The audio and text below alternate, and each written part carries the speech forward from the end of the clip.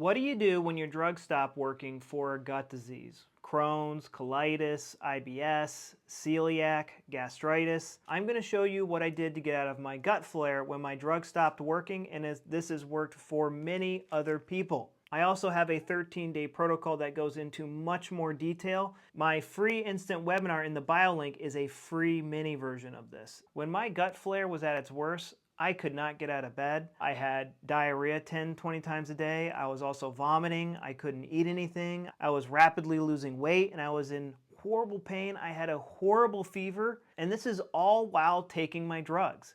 And I'd even increased the dosage, but nothing was working. So this graph right here shows what's going on. And these discoveries were made by a brilliant German doctor. His name was Dr. Hammer. Gut disease starts after a traumatic event.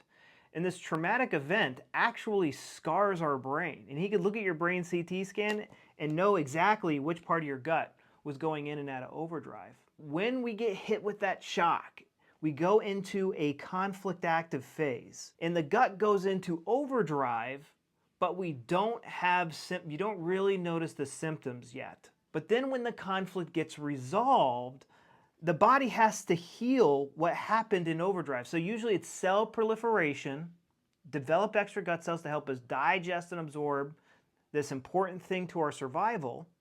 It's usually a boyfriend or a girlfriend or money, something with school. But when that conflict gets resolved, the body starts to get rid of these extra gut cells, and that is when we start to get symptoms. We go into a rest and digest phase. Most drugs used to treat gut disease, it's either going to be an antibiotic or a stimulant.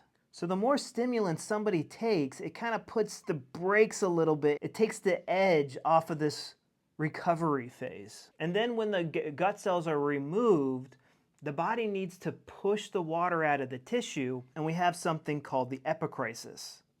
And then this is when someone has a fever and their symptoms seem to feel the worst. This is when people really get scared. People get scared when the conflict first gets resolved and here. And then once we get through that, it goes into the scarring phase. Now, where things turn bad is if the conflict isn't fully resolved or the conflict keeps on relapsing or happening again. So like, let's say somebody is in a toxic romantic relationship, and it's always on, off, on, off. It's always putting the gut in and out of overdrive, in and out of overdrive, in and out of overdrive. Now, we can take drugs to help manage the symptoms, but the ultimate driving factor in your symptoms is that conflict and its subconscious PTSD triggers that were formed during the conflict shock. Drugs don't put Crohn's and colitis into remission.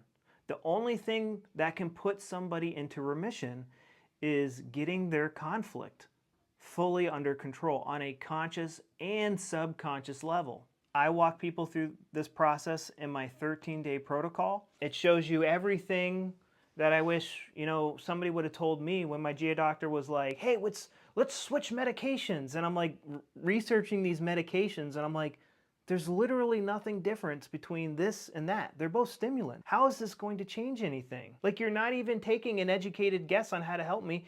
I've not heard you once try to guess what the root cause was. And it's even more pathetic that you don't know the root cause, because doctors before the 1970s, they all knew if somebody showed up to the ER, they knew a traumatic event was lurking in the shadows somewhere. And many of the times, the patients would be like, oh yeah, no, nothing's stressing me out. But if they dug enough and they were patient enough, they would always find that traumatic event that put the gut in and out of overdrive.